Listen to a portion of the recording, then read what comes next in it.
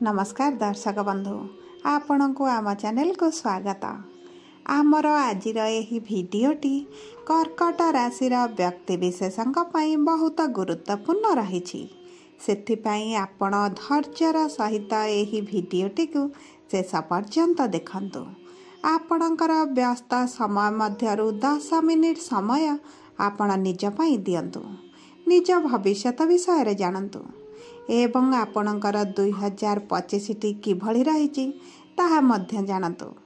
देखंतु एही वीडियो रे आपण सेही 6टी भविष्यतवाणी विषय जानिबे जहाँ 2025 रे हेबाकु थिबा ग्रह मानकर गोचर अनुसार आपणक जीवन रे निश्चित घटिब एवं आपण लेखि रखंतु एहा संपूर्ण सत्य अटे। आपणक जीवन रे 2025 रे एही सबु तारीख गुड़िक गुरुत्वपूर्ण घटना मान निश्चित घटिब जहाँ आपणकर भाग्य भविष्यत को परिवर्तन करिब। सर्वप्रथमे जानि रखिबा अत्यंत आवश्यक जे समस्तंकर जन्म कुंडली भिन्न भिन्न होइथाए एवं पूर्व जन्मर कर्म अनुसार एही जन्मर कुंडली प्रस्तुत करा जाइथाए। सेतिपई आपणक कुंडली अनुसार आपणकर जीवन रे जहाँ घटिबार थिबो ताहा निश्चित घटिब, किंतु धर्मशास्त्र एवं ज्योतिष शास्त्र साहाय्य रे आपण भविष्यत रे हेबाकु थिबा घटना विषय रे आगरु जानि परिबे एवं प्रतिकार मध्य करी बड़ घटना को छोट करि परिबे। ता सहित देखंतु ग्रह मानकर गोचर जहाँ समस्त ब्रह्मांडर गोचर करुछंती से माने आम समस्तक जीवन रे बड़ प्रभाव पकाई थांती। किछि ग्रह मानकर गोचर राशि परिवर्तन आम मानंको शुभाशुभ फल देवा पाए प्रतिज्ञाबद्ध होई थांती एवं किछि ग्रह मानकर गोचर अशुभ फल प्रदान करि थांती।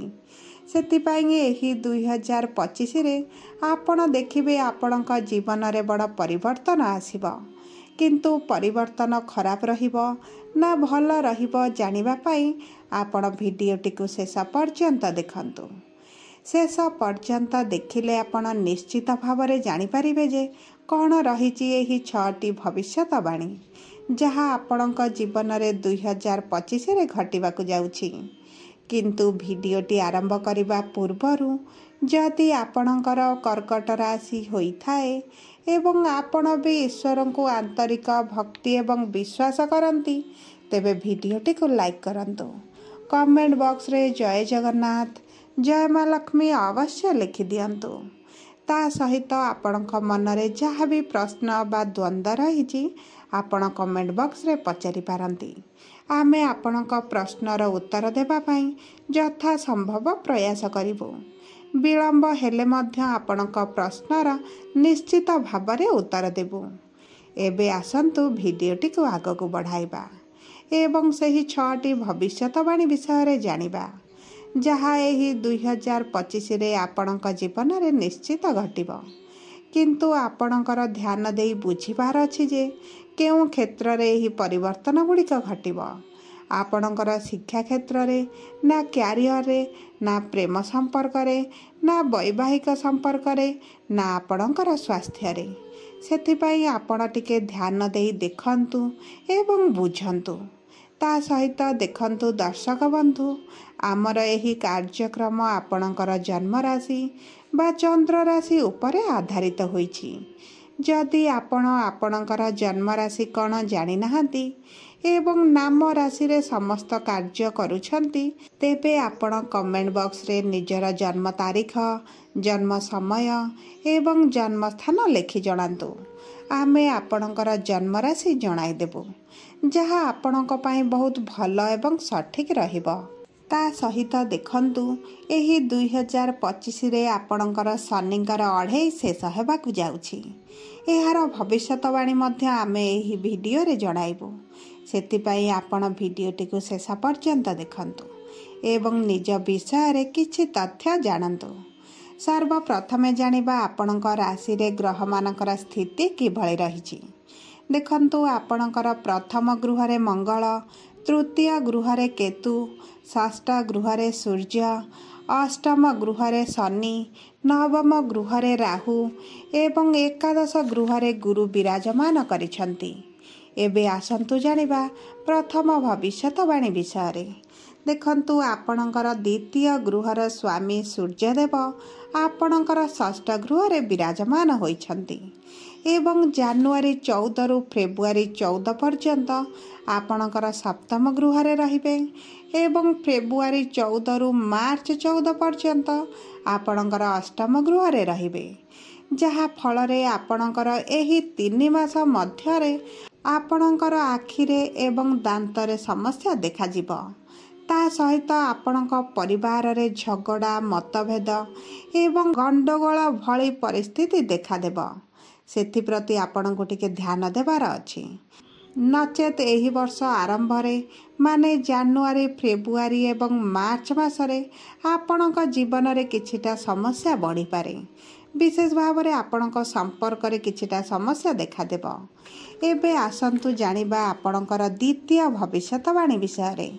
देखंतु मार्च मास 29 तारिख रे आपणकर शनिकर अढ़े समाप्त हेब एवं ता सहित शनि आपणकर अष्टम गृहरु बाहरी आपणकर नवम गृह रे रहिबे, जहा फल रे आपणकर जदि किछि बड़ काम अधारे अटकी थिला किंबा आपण घर करबाकू चाहुथिले किंबा आपण कोनोसी बड़ जिनिस किनिबाकू चाहुथिले किंबा आपण किछि करिबा पय पूर्वरु भाबुछंती किंतु सेही कामटी होई पारु नथिला, ताहले मार्च मास 29 तारिख परे आपणकर 60 रु 70% काम पूर्ण हेब एवं यह निश्चित भावरे हेब। कारण शनिकर अढ़ेई शेष हेबा क्षणी शनि आपणको किछिटा शुभाशुभ फल प्रदान करिवे। कारण देखंतु अढ़ेई चलिथिबा समय आपण बहुत स्ट्रेस रे चिंता रे एंजाइटी एवं बहुत गुड़िए समस्या मध्यरे रहुथिले, किंतु 29 तारिख परे आपणकर काम अधा पूर्ण होइजिब। आपण सेही काम को पूर्ण करिबा पई दिन राति एक मध्य करिदेबे। आपणक मध्यरे एक ऊर्जा प्रवाहित हेब, जहा फल रे आपणकर जेउ काम अधारे अटकीतला ताहा मध्य पूर्ण हेब।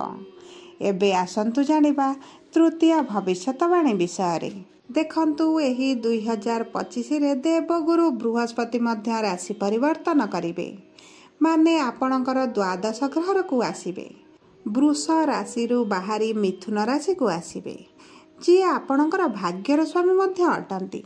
सेथिपाई आपण मे मास 15 तारिख परे विदेश यात्रा करि पारंती किंबा आपणकर दीर्घ यात्रा देखा देउछि। ता सहित आपण आध्यात्मिक यात्रा रे सुख प्राप्ति मध्य करिवे। देखंतु आपण आपणकर अर्थ को जेते रखिबाकू चाहिले भी एही मे मास 15 तारिख परे आपणकर खर्चटी बढ़ी जिवो। सेथिपाई चेष्टा करंतु कोनोसी सठिक काम रे आपणकर अर्थटी को विनियोग करिबा पाई, नचेत आपणकर अजथा खर्च रे आपणकर टंका गुड़िक खर्च होई जिवो। कारण द्वादश घर खर्चर घर एवं देवगुरु बृहस्पति सेठारे विराजमान हेबा क्षणी आपणकर टंका आपणक पाखरे रहिबो नाही। ताहा आपण सठिक उपाय विनियोग करंतु किंबा आपणक अजथा खर्च रे हेउ आपणकर टंका खर्च निश्चित भाव रे हेबो।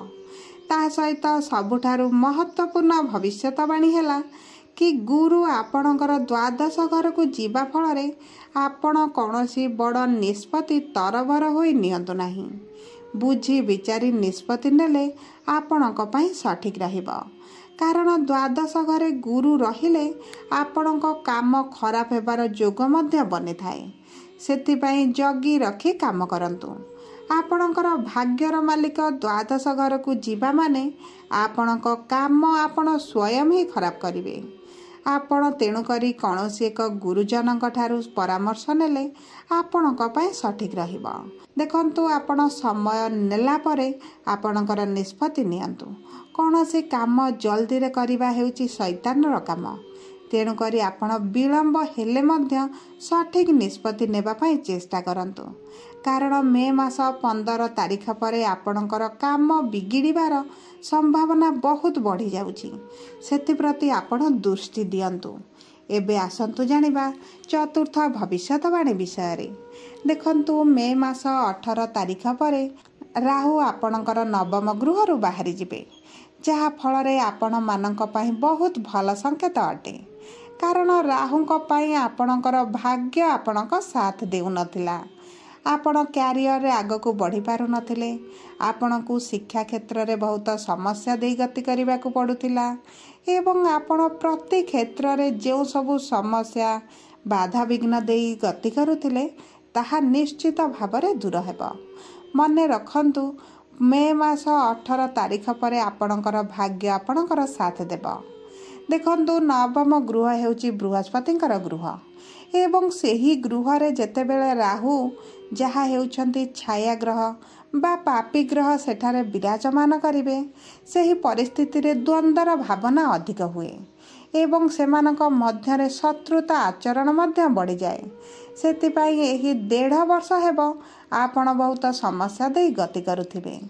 ବିଶେଷ ଭାବରେ ଆପଣ କିଛି ବି ଶୁଭ କିମ୍ବା ମାଙ୍ଗଳିକ କାର୍ଯ୍ୟ କରିପାରୁନଥିଲେ, କିନ୍ତୁ ଏହି ମେ ମାସ 18 ତାରିଖ ପରେ ଆପଣ ଶୁଭ କାର୍ଯ୍ୟ କରିବେ ଏବଂ ମାଙ୍ଗଳିକ କାର୍ଯ୍ୟ କରିବାର ସମ୍ଭାବନା ବହୁତ ବଢ଼ିଯାଉଛି। ଆପଣଙ୍କର ଭାଗ୍ୟ ଆପଣଙ୍କ ସାଥ ଦେବ। ଏବେ ଆସନ୍ତୁ ଜାଣିବା ପଞ୍ଚମ ଭବିଷ୍ୟତବାଣୀ ବିଷୟରେ। ଦେଖନ୍ତୁ, ସେହି ମେ ମାସ 18 ତାରିଖ ଦିନ କେତୁ ମଧ୍ୟ ରାଶି ପରିବର୍ତ୍ତନ କରିବେ।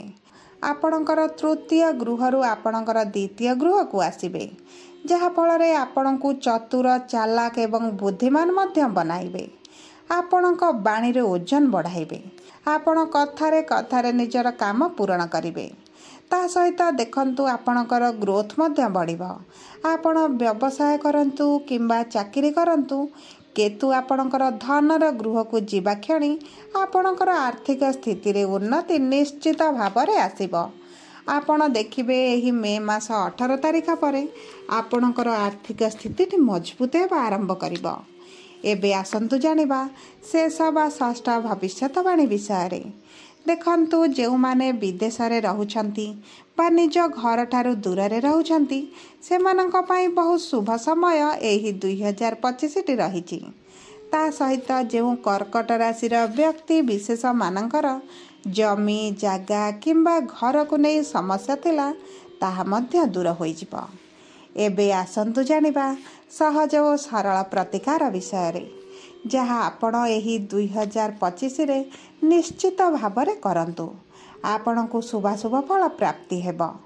ଦେଖନ୍ତୁ, ଆପଣ ପ୍ରତିଦିନ ଚନ୍ଦ୍ରଙ୍କର ବୀଜ ମନ୍ତ୍ର ଜପ କରନ୍ତୁ। ତା ସହିତ ସକାଳୁ ସୂର୍ଯ୍ୟ ଦେବତାଙ୍କୁ ଜଳ ଅର୍ପଣ କରନ୍ତୁ। ଆପଣଙ୍କ ପାଇଁ ବହୁତ ଶୁଭ ରହିବ। କିନ୍ତୁ ସବୁଠାରୁ ବଡ଼ ଏବଂ ପ୍ରଭାବଶାଳୀ ଉପାୟ ହେଲା ଆପଣ ପ୍ରତିଦିନ ବିଷ୍ଣୁଙ୍କ ସହସ୍ରନାମ ପାଠ କରନ୍ତୁ।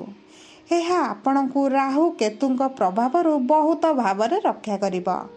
ଦେଖନ୍ତୁ, ଆପଣଙ୍କର ଯଦି କର୍କଟ ରାଶି ହୋଇଥାଏ, ତେବେ ଆପଣ ଭିଡ଼ିଓଟିକୁ ଲାଇକ୍ କରନ୍ତୁ ଏବଂ ଆପଣଙ୍କର ପ୍ରିୟଜନଙ୍କର ଯଦି କର୍କଟ ରାଶି ହୋଇଥାଏ, ତେବେ ଭିଡ଼ିଓଟି ତାଙ୍କ ସହିତ ସେୟାର କରନ୍ତୁ ଏବଂ ନିଜର 2025ଟି କିଭଳି ରହିବ ଆଗରୁ ତାଙ୍କୁ ସୂଚନା ଦିଅନ୍ତୁ। ଏବେ ଆପଣ ଯଦି ପ୍ରଥମ ଥର ଆମ ଚ୍ୟାନେଲକୁ ଆସିଛନ୍ତି, ଚ୍ୟାନେଲଟିକୁ ସବସ୍କ୍ରାଇବ୍ କରନ୍ତୁ। ପାଖରେ ଥିବା ବେଲ୍ ଆଇକନ୍କୁ ପ୍ରେସ୍ କରନ୍ତୁ। ଧନ୍ୟବାଦ।